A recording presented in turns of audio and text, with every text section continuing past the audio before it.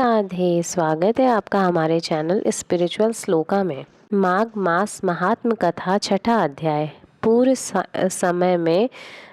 समय में सतयुग के उत्तम निषेध नामक नगर में हेमकुंडल नाम वाला कुबेर के सदृश धनी वैश्य रहता था, जो कुलीन, अच्छे काम करने वाला, देवता, अग्नि और ब्राह्मण की पूजा करने वाला, खेती का काम करता था। वह गौ, घोड़े, भैंस आदि का पालन करता था। दूध, दही, छाछ, गोबर, घास, गुड़, चीनी आदि अनेक वस्तु बेचा करता था, जिससे उसने बहुत सा धन इकट्ठा कर लिया था।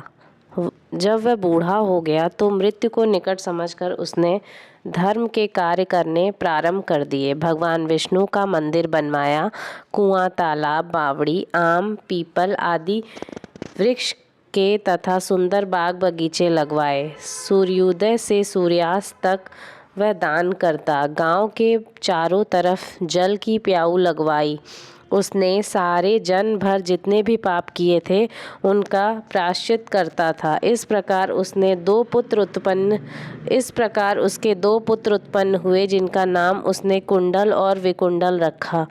जब दोनों लड़के युवा अवस्था के हुए तो हेमकुंडल वैश्य गृहस्थी का सब कार्य सौंपकर तपस्या के निमित्त वन में चला गया और वहां विष्णु जी की आराधना में शरीर को सुखाकर अंत में विष्णु लोक को प्राप्त हुआ। उसके दोनों पुत्र लक्ष्मी के मद को प्राप्त होकर बुरे कर्मों में लग गए। वैश्यागामी वीणा और बाजे लेकर वैश्याओं के साथ गाते फिरते थे। अच्छे सुंदर वस्त्र पहनकर, सुगंधित तेल आदि लगाकर, भांड और खुशामदियों से घिरे हुए हाथी की सवारी और सुंदर घरों में रहते थे।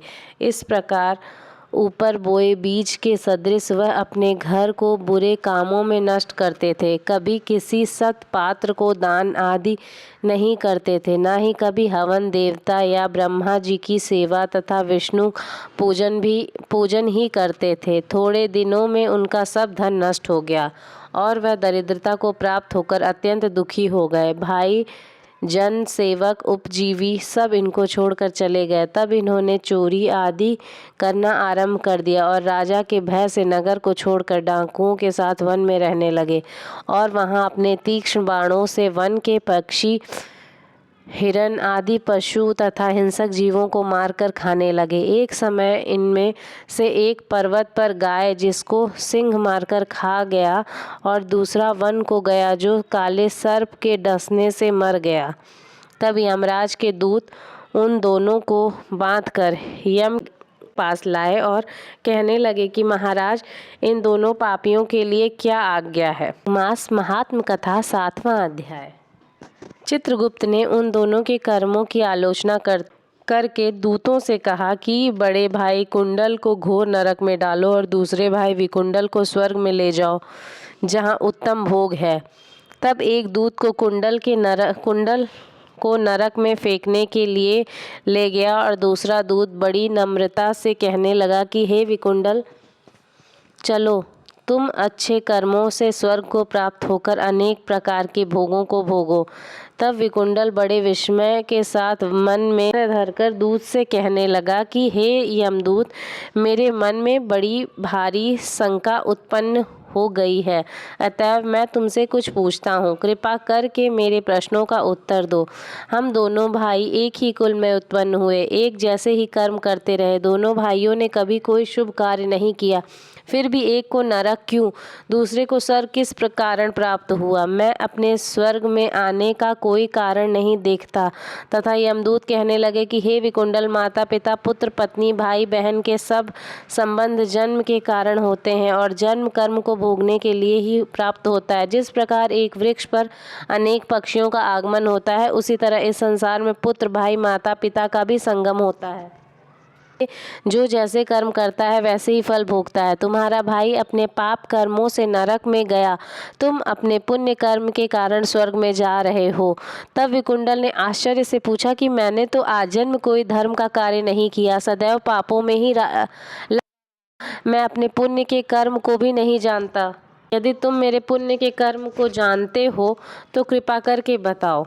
तब देवदूत कहने लगा कि मैं सब प्राणियों को भली भांति जानता हूँ, तुम नहीं जानते। सुनो, हरिमित्र का पुत्र सुमित्र नाम का ब्राह्मण था, जिसका आश्रम यमुना नदी के दक्षिणोत्तर दिशा में था। उसके साथ जंगल में ही तुम्हारी मित्रता हो गई और उसके साथ तुमने 2 बार माघ मास में श्री यमुना जी के में स्नान किया था। उसके साथ जंगल में ही तुम्हारी मित्रता हो गई और उसके साथ तुमने 2 बार माघ मास में श्री यमुना जी में स्नान किया था। पहली बार स्नान करने से तुम्हारा सब पाप नष्ट हो गया और दूसरी बार स्नान करने से तुमको स्वर्ग प्राप्त हुआ।